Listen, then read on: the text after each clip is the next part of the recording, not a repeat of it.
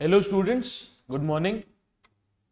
आज से अपन चालू करने वाले हैं अपना subject that is related to your setting up of business and labour legislations, जिसमें अपना पूरा का पूरा कोर्स दो पार्ट्स में बटा हुआ है।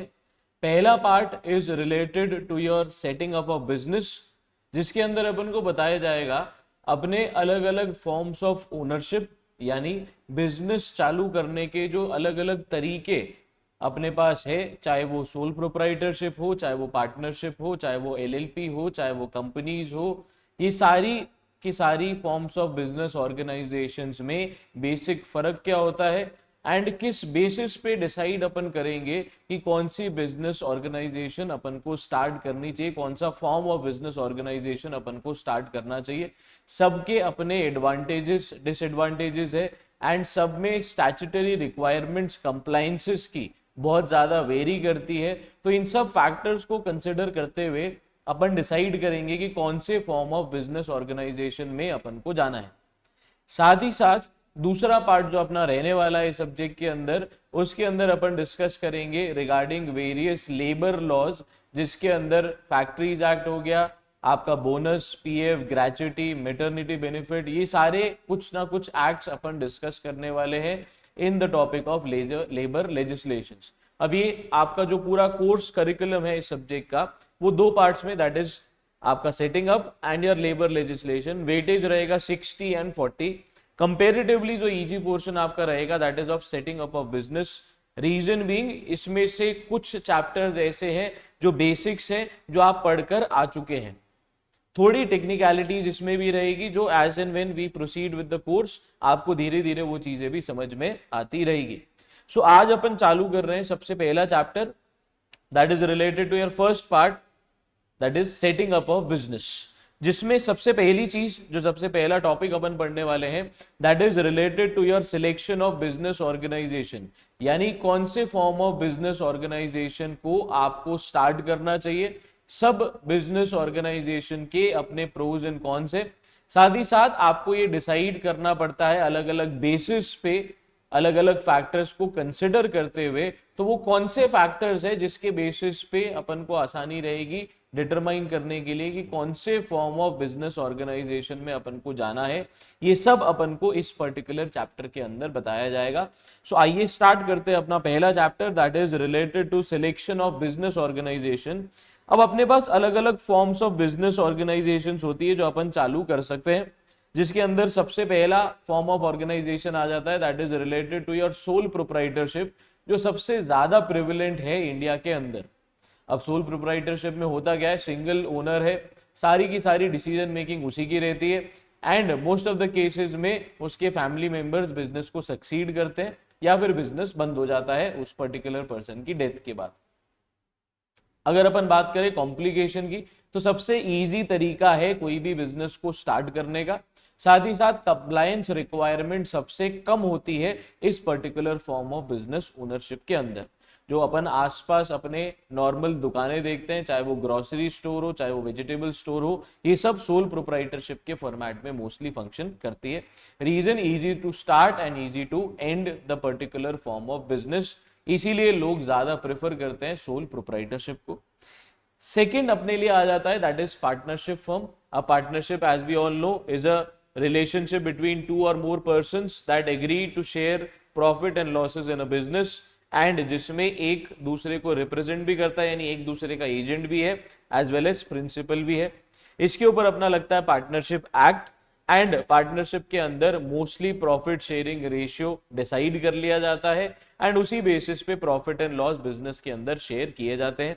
इसमें कंप्लायंसेस की बात करें अगर अपन, तो इसमें भी एज सच लीगल कंप्लायंसेस उतनी ज्यादा नहीं है, बट एक रिक्वायरमेंट आ जाती है, सजेस्टेड रिक्वायरमेंट जो मोस्टली रहती है प्रोफेशनल्स की तरफ से, आप पार्टनरशिप डीड फॉर्मुलेट कर ले।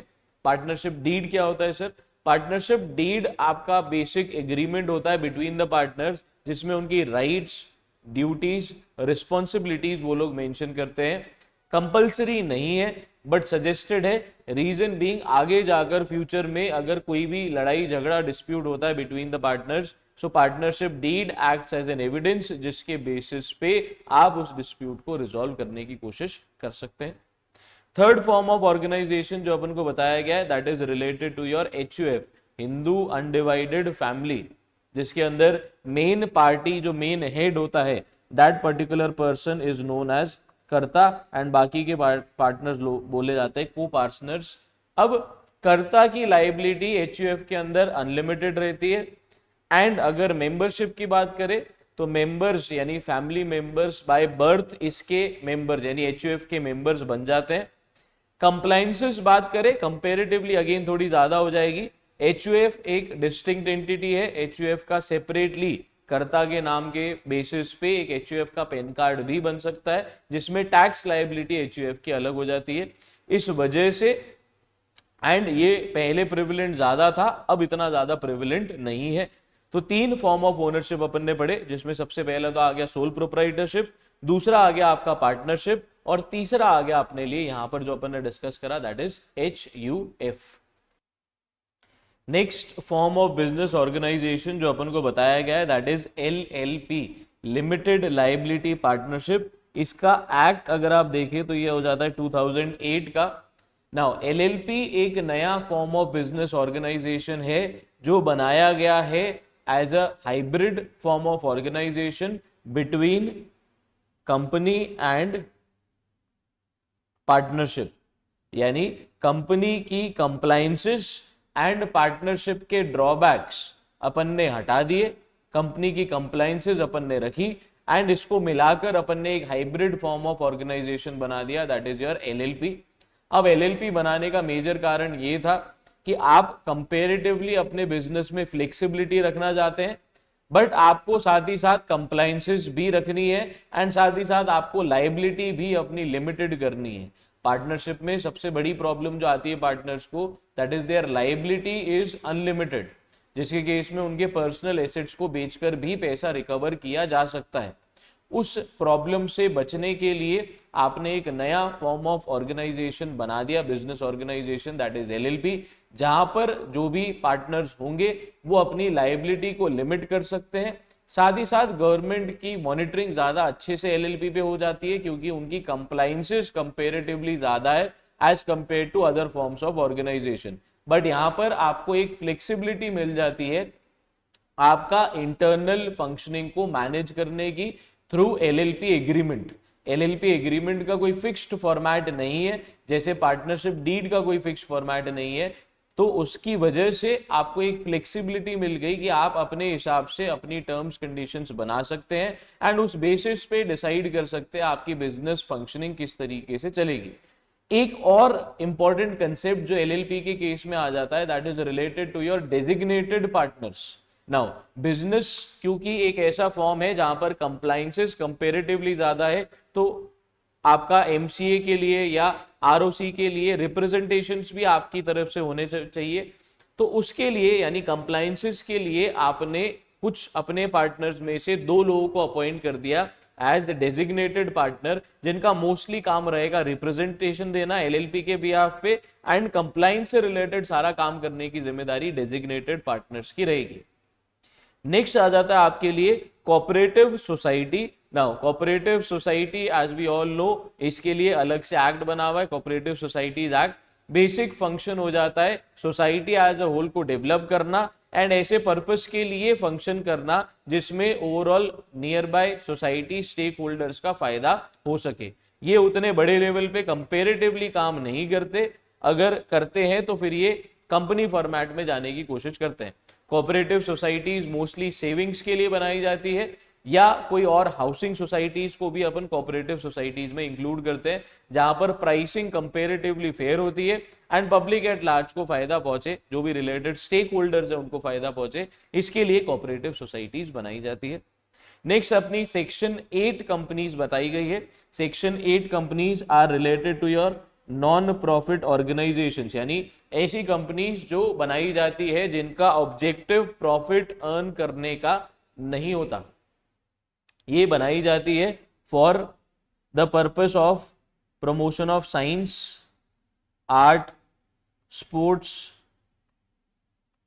लिटरेचर। तो इन सब पर्पस के प्रमोशन के लिए चैरिटेबल पर्पस के लिए आप कंपनीज में जाते हैं, बट कंपनीज में सेक्शन 8 कैटेगरी ऑफ कंपनीज में आपका रजिस्ट्रेशन होगा।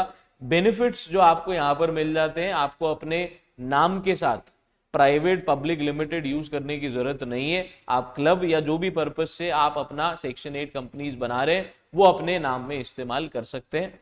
बट यहाँ पे एक रिस्ट्रिक्शन और हो जाता है, ये कंपनीज प्रॉफिट जो भी अर्न करती हैं वो री इन्वेस्ट करती है for the promotion of these particular purpose only. यानी अगर मैंने कोई एक सेक्शन 8 कंपनी बनाई है जिसमें मैं क्रिकेट का प्रमोशन कर रहा हूं, अकेडमी बना रहा हूं, बच्चों को ट्रेनिंग दे रहा हूं, एंड अगर उससे मैं कोई प्रॉफिट कमाता हूं तो मुझे अगेन क्रिकेट के प्रमोशन में यानी मेरे उसी ऑर्गेनाइजेशन में री इन्वेस्ट करना पड़ेगा। मैं एज अ डिविडेंड अपने शेयर होल्डर्स को कुछ भी पैसा या अपने डोनेशन देने वाले लोगों को कुछ भी पैसा रिटर्न में नहीं दे सकता। ये एक रिस्ट्रिक्शन यहां पर रहता है। सेक्शन 8 कंपनी चलाने के लिए आपको सेंट्रल गवर्नमेंट से अप्रूवल लेना पड़ता है, एंड अगर जिस पर्पस से आपको बनाया गया है वो पर्पस आप फुलफिल नहीं करते तो आपका रजिस्ट्रेशन कैंसिल भी किया जा सकता है again by the central government. Next आपको बताया गया 1% कंपनी। ये कंपनीज एक्ट 2013 में स्पेसिफिकली एक नया एडिशन है, that is 1% company. As the name suggest, एक इंसान से कंपनी आप स्टैब्लिश कर सकते हैं। तो जो सोल प्रोप्राइटरशिप में लोग फंक्शन कर रहे थे उनको एक ऑर्गेनाइज्ड फॉर्म ऑफ बिजनेस आपने प्रोवाइड कर दिया alternative, that is of 1% company, जिसमें एक ही पर्सन मेंबर होगा एंड कंपनी फॉर्मेशन के टाइम से ही वो अपने बिहाफ पे एक पर्सन को अपॉइंट कर देगा काम करने के लिए, जो उसको सक्सीड करेगा in case of its death. That person would be known as nominee. Nominee आपको मेंशन करना पड़ेगा at the time of formation of 1% company, and अगर इस पर्टिकुलर पर्सन को कुछ हो जाता है तो नॉमिनी उस बिजनेस को टेक फॉरवर्ड करेगा, एंड जब तक वो ओरिजिनल पर्सन जिंदा है तब तक नॉमिनी को कुछ भी अधिकार नहीं मिलेगा कंपनी को चलाने का या कंपनी की फंक्शनिंग में इंटरफेयर करने का। एंड ओरिजिनल मेंबर चाहे तो इस पर्सन को कभी भी चेंज कर सकता है विद सफिशिएंट रीजन, बट इसमें सारी इंफॉर्मेशन आपको बतानी पड़ेगी आरओसी को। क्लियर? नेक्स्ट आपके लिए यहां पर आ जाता है that is form of organisation, जो आप बेसिक 11th-12th में भी पढ़ के आए हैं, private company and public company. Private company में आपको मिनिमम 2 मेंबर्स चाहिए होते हैं, मैक्सिमम की लिमिट फिक्स्ड होती है, mostly 200 in the case of private company. Public के केस में मैक्सिमम की कोई लिमिट एज सच नहीं है। नाउ बेसिक डिफरेंस जो हो जाता है, ये पब्लिक को इनवाइट कर सकते हैं to subscribe for the shares of the company, यानी पब्लिक को शेयर इशू करके उनसे पैसा रेज कर सकते हैं, that is your public company. Private के केस में रिस्ट्रिक्शंस लगाए गए हैं, शेयर्स फ्रीली ट्रांसफरेबल नहीं है, साथ ही साथ आप पब्लिक से पैसा रेज नहीं कर सकते, ये अपन को प्राइवेट कंपनी के अंदर बताया जाता है। एंड बेसिक कंपनी की डेफिनेशन अपन को सेक्शन 2 क्लॉज 20 में दे रखी है। Company means a company registered under this act. अब दिस एक्ट में क्या होगा, ये सारी कंपनीज जो है वो 2013 कंपनीज एक्ट में रजिस्टर्ड है या any other previous companies act. अब 2013 से पहले 1956 का कंपनीज एक्ट चलता था, उससे पहले भी कुछ कंपनीज एक्ट चलते थे। जो पुराने कंपनीज एक्ट में रजिस्टर्ड कंपनीज है वो भी कंपनी मानी जाएगी, साथ ही साथ जो 2013 के कंपनीज एक्ट में रजिस्टर हो रही है वो भी कंपनी मानी जाएगी। सो ये कुछ basic forms of business organisation थे जो यहां पर अपन को बताए गए, जिसमें सबसे पहला आ जाता है अपने लिए सोल प्रोप्राइटरशिप, दूसरा पार्टनरशिप, तीसरा आ जाता है अपने लिए एचयूएफ, चौथा एलएलपी, पांचवा कोऑपरेटिव सोसाइटी, सिक्स्थ ये सारे बाकी के जितने भी है चाहे सेक्शन 8, 1% प्राइवेट पब्लिक, ये आ जाता है आपका कंपनी फॉर्म ऑफ ओनरशिप के अंदर, जिसमें एक्ट लगता है आपका कंपनीज एक्ट 2013। एंड ये जो 1% कंपनी का कंसेप्ट है ये स्पेसिफिकली कंपनीज एक्ट 2013 में ही इंट्रोड्यूस किया गया है इन इंडिया। सो बेसिक अगर अपन वापस ओवरव्यू ले तो सबसे prevalent form of business organisation हो जाता है आपका sole proprietorship, second partnership, third हो जाता है आपके लिए एचयूएफ, फोर्थ हो जाता है आपके लिए एलएलपी, फिफ्थ हो जाता है आपके लिए कोऑपरेटिव सोसाइटी एंड सिक्स्थ हो जाता है आपके लिए कंपनीज। अब कंपनीज में आपको बताया गया सेक्शन 8, आपको बताई गई 1% कंपनी, प्राइवेट, पब्लिक। तो ये चार बेसिक और कंपनीज के बारे में डिटेल में आपको बताया गया। तो ये बेसिक कुछ फॉर्म्स ऑफ बिजनेस ऑर्गेनाइजेशन है जो अपन स्टार्ट कर सकते हैं। अब कौन सा फॉर्म ऑफ ऑर्गेनाइजेशन आपके लिए सूटेबल है, आपके लिए कन्वीनियंट है, ये आगे आने वाली क्लासेस में बताया जाएगा on the basis of various criteria, various reasons that we should consider and then decide कि कौन से फॉर्म ऑफ बिजनेस ऑर्गेनाइजेशन के अंदर अपन को जाना है। तो ये कुछ बेसिक्स थे जो अपन ने आज स्टार्ट करे in our first introductory lecture relating to your SBIL, that is setting up of business and labour legislations. बाकी का जो पोर्शन है that is again related to your first chapter, वो अपन कंटिन्यू करेंगे अगले लेक्चर के अंदर। Till then thank you and keep watching.